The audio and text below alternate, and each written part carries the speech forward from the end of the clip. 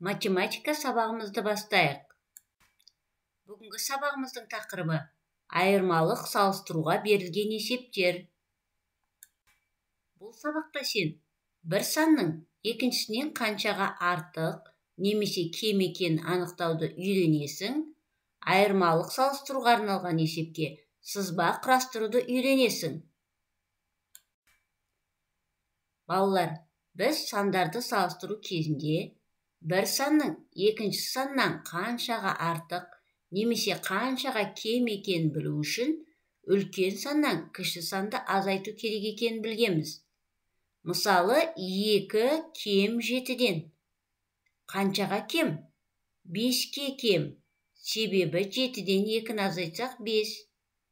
7 артық 2-ден. Қаншаға артық? 5-ке артық. Себебі 7-ден 2-ні азайтсақ 5. Яғни үлкен саннан кіші санды азайту керек.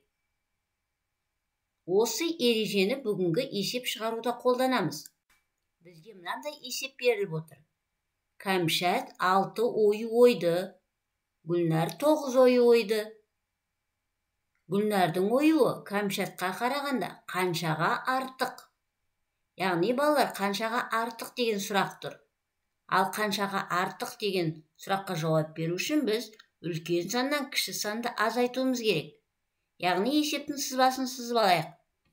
Кәмшаттікі 6 ойу, ал Гүлнардікі 9 ойу. Екеуінікі де белгілі.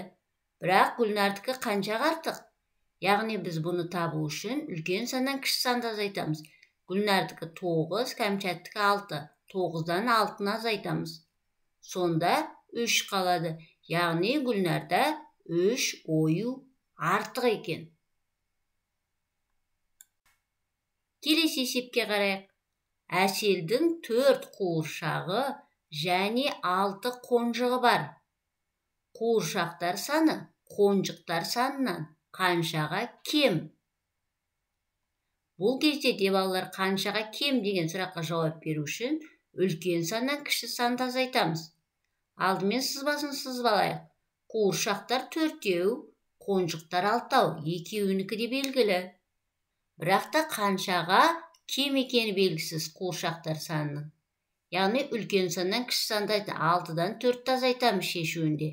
Сонда 2 болады. Қуыршақтар саны 2-ге кем екен.